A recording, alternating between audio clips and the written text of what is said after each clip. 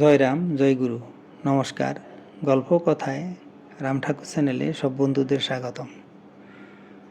বন্ধুরা, আজ আমি ডাক্তার স্বর্গীয় জে.এম.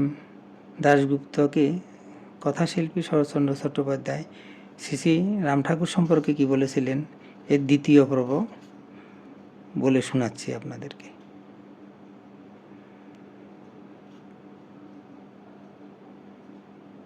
শরৎচন্দ্র চট্টোপাধ্যায় শ্রীরাম নিবাসে এসে দোতলার মাঝখানের ঘরে একখানা খাটের উপর রাম ঠাকুর বসে আছেন দেখলেন। পরনে তার আধমলিন একখানা ধুতি, নগ্ন গাত্র, বক্ষে বিলম্বিত মলিন উপবিত, আর কণ্ঠলগ্ন হয়ে আছে তুলসীর মালা। সামনে উপবিষ্ট জনা দশেক নরনারী। শরৎচন্দ্রের হাত ধরে ডাক্তার দাশগুপ্ত এলেন। শরৎচন্দ্রকে দেখে উপস্থিত নরনারী সসম্ভ্রমে সরে বসলেন। ডাক্তার দাশগুপ্ত শরৎচন্দ্রের স্বাদেশিকতা ও সাহিত্যকর্মের অনেক সপ্রশংস বিবরণ ঠাকুরের কাছে তুলে ধরলেন প্রায় মিনিট 20 ধরে। স্থির হয়ে ঠাকুর মহাশয় ডাক্তার দাশগুপ্তের সব কথা শুনছিলেন, কিন্তু দৃষ্টি তার নিবদ্ধ ছিল শরৎচন্দ্রের মুখের উপর। ডাক্তার দাশগুপ্ত একটু থামতেই ঠাকুর মহাশয় তাকে বললেন, বৈষ্ণব ঠাকুরের সেবার জন্য চা তামুকের ব্যবস্থা করেন। হঠাৎ আলোর ঝলকানি যেন খেলে গেল শরৎচন্দ্রের সারা মুখে। তার সম্বন্ধে এমন উক্তি তো শুনেননি কারো মুখে কোনো দিন। অভিভূত শরৎচন্দ্র আশ্চর্যান্বিত, উপস্থিত ঘরের সকলে। পুনরায় ঠাকুরমশাই ডাক্তার দাশগুপ্তকে লক্ষ্য করে বললেন, চা তো এই বাড়িতে খুবই হয়, কিন্তু তামুকের তো ব্যবস্থা নাই। কারোরে ফাটাইয়া গড়িয়াহাট থিকা হুক্কা কলকি তামুক আনার ব্যবস্থা করেন। ডাক্তার দাশগুপ্তের সঙ্গে সামনের প্রশস্ত বারান্দায় শরৎচন্দ্র এসে বসলেন। তাকে প্রতিনিবৃত্ত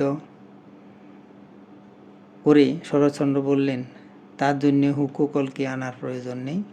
শরৎচন্দ্র নিজের পকেট থেকে পাইপ বার করে তামাক পুড়ে অগ্নিসংযোগ করলেন। চা পান শেষে শরৎচন্দ্র পুনরায় এসে ঠাকুর মহাশয়ের কাছে বসলেন ও আধ ঘন্টা ধরে ঠাকুর মহাশয়ের কথা শুনলেন। আবার শরৎচন্দ্র বারান্দায় বসে চা খেলেন, পাইপ টানলেন। আবার এসে তিনি ঠাকুর মহাশয়ের কাছে বসলেন। বিমুগ্ধ হয়ে ঠাকুর মহাশয়ের কথা শুনলেন। বেলা অনেক হয়েছিল। শরৎচন্দ্র ডাক্তার দাশগুপ্তের কাছ থেকে বিদায় নিয়ে বাড়ি চলে গেলেন। বিকেলে শরৎচন্দ্র পুনরায় এলেন ঠাকুর মহাশয়ের কাছে। অনেকক্ষণ কাটল তার ঠাকুর মহাশয়ের কথা শুনে। চা তামাকের জন্য যখন বারান্দায় এসে বসেছিলেন, তখন ডাক্তার দাশগুপ্ত বললেন, শরৎদা, ঠাকুরকে দেখছি আপনার ভালো লেগেছে, তাই না? তাই বুঝি আবার বিকেলে এলেন? ঠাকুর দুর্গেয়, কিন্তু আকর্ষণ তার দুর্বার। বেশিক্ষণ তার কথা মাথায় রাখা যায় না, তাই বারবার বসি আর বারবার উঠি, বললেন শরৎচন্দ্র। ডাক্তার দাশগুপ্ত ক্ষণকাল স্তব্ধ হয়ে শরৎচন্দ্রের সামনে দাঁড়িয়ে রইলেন। একটু পরে শরৎচন্দ্র বললেন, আপনি তো এখন খুব ব্যস্ত, অনেক ভক্ত সমাগম হয়েছে আপনার গৃহে। বন্ধুরা, দ্বিতীয় পর্বের এখানেই শেষ করলাম। এখন শ্রী ঠাকুরের বাণী থেকে দু একটি বাণী পাঠ করে আপনাদেরকে শোনাচ্ছি।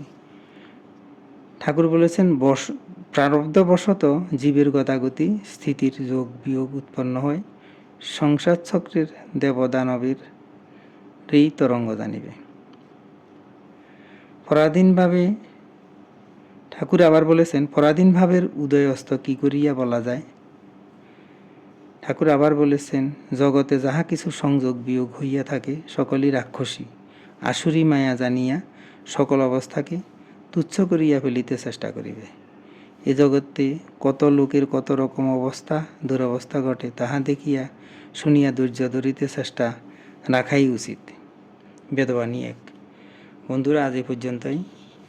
আগামী দিন আবার শ্রী শ্রী ঠাকুর সম্পর্কে গল্প বাণী নিয়ে আপনাদের সাথে থাকব। বন্ধুরা, চ্যানেলটি যদি আপনাদের ভালো লেগে থাকে তাহলে সাবস্ক্রাইব করে পাশে থাকবেন। আর নতুন বন্ধু হলে প্লিজ সাবস্ক্রাইব করতে ভুলবেন না। আর চ্যানেলটির পাশে থেকে বেশি বেশি করে লাইক, শেয়ার, কমেন্ট করবেন। ধন্যবাদ। ভালো থাকবেন। জয় গোবিন্দ। গুরু কৃপায় কেবলম।